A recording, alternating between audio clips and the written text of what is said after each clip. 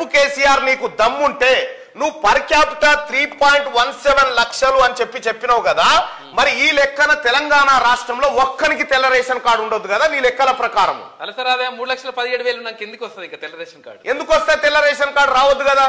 కేసీఆర్ ఆడిన డ్రామా ఏంటంటే మళ్ళీ గెలిస్తే ఈ ఆదాయాన్ని చూపిట్టి 90 లక్షల రేషన్ కార్డులు కట్ చేస్తుండే తెల్ల రేషన్ కార్డు. అసలు పర్ క్యాపిటల్ ఇన్కమ్ కి రేషన్ కార్డుకి సంబంధం ఏంది? ఎవడు నువ్వు ఏడికెళ్ళి మోపైనవరా ఈ తెలంగాణ రాష్ట్రానికి? సిగ్గు నారానికి క్షరం ఉందా కొంచెమన్నా సన్నాసి? ఏ చెప్పు తీసుకొని కొట్టాలి నేను చెప్పు? నేను మాట్లాడతాను నేను గురించి, ఎందుకంటే ఇటు పుండాకోరు లత్కోరీడు, వీనికి రేపు ఇదే కాంగ్రెస్ పార్టీ ఏ పదవి లేదనుకో వీడు ఇదే నోరేసుకొని కుక్క ఊరలు అంటే వరుతాడు మళ్ళీ రేవంత్ రెడ్డి మీద. మీరు చూడరు కావాలంటే. అసలు జిఎస్డిపి అంటే పర్ క్యాపిటల్ ఇన్కమ్ అంటే నీకేమైనా తెలుసా? సోయి ఉందా? జ్ఞానం ఉందా? నువ్వు చదువుకున్నావా?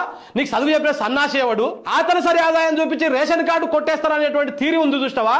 అది నీ తెలివికి నువ్వు చెప్తున్నటువంటి జూటా మాటలకి, నీ రెండా పుండాకోరు మాటలకి అది నిదర్శనం. అది నీ అంత బేవర్స్ గాడు, నీ అంత లత్కోరోడు, నీ అంత కల్తీగాడు ఇంకొకటి ఉండడు నాకు తెలిసి తెలంగాణ రాష్ట్రంలో. ఎందుకు ఈ పుండాకోరు ముచ్చట్లు చెప్పి బతుకుతావు? ఇట్లా ఏది పడితే ఆ పుండాకోరు గాడు మాట్లాడడం, దాన్ని పేపర్లో పెట్టి రాయడం, జనాలను మభ్య పెట్టడం. భలే మోపైర్రా మీరు అంతా, ఏడుకెళ్ళి మోపైర్రు.